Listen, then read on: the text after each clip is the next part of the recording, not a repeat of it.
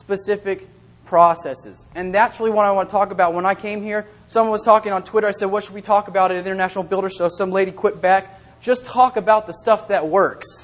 Right? Just the stuff that works.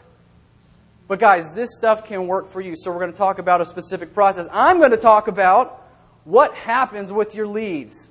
Do you guys want to know what happens with your leads? Say yes? Okay. So check this out. They did this video study, and they kind of created this big, expensive video about exactly what happens with most of your leads. Okay? And they did it more as like a metaphor, so let's check this out. This is what happens with your leads, folks. So I stroke it, and I pet it, and I massage it. Yeah, I love it. I love my little naughty pet. You're naughty.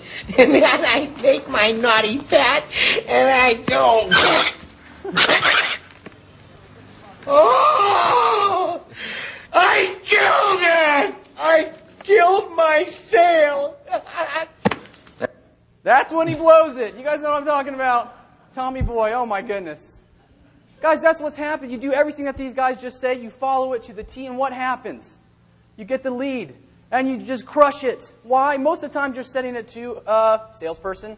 Whoops. Maybe you have who has realtors representing them. Realtors representing them. You got to be careful. If you don't have a specific process, hey microphone. If you don't have a specific process to manage these leads, guys, you're pulling a Tommy Boy. I don't want you to do that.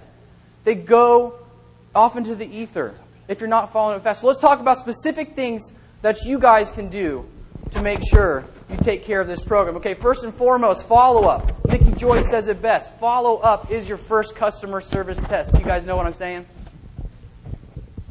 This is the opportunity where they can see what it's like to do business with your company by how fast you follow up.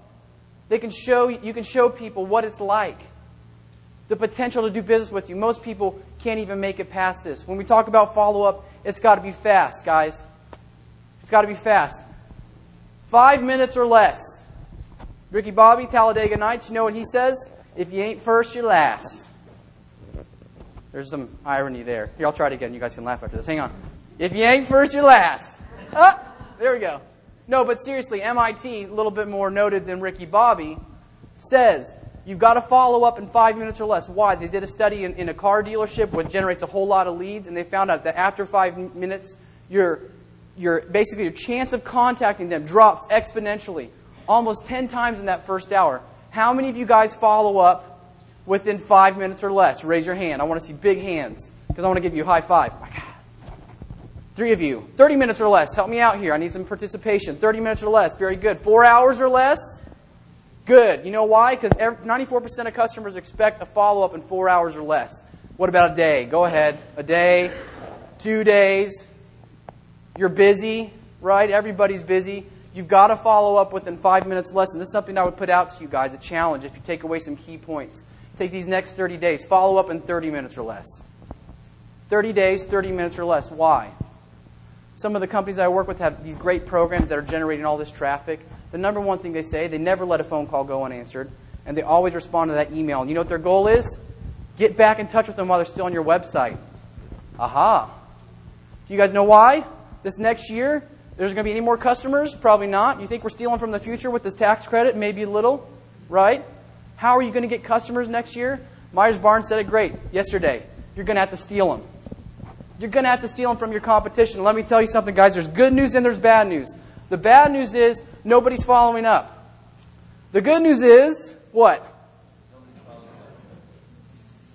So do you guys want to follow up? Say yes. Turn to your neighbor. Turn to your neighbor and say, I'm going to follow up with your customers. Right? Okay? Steal your customers is a good thing.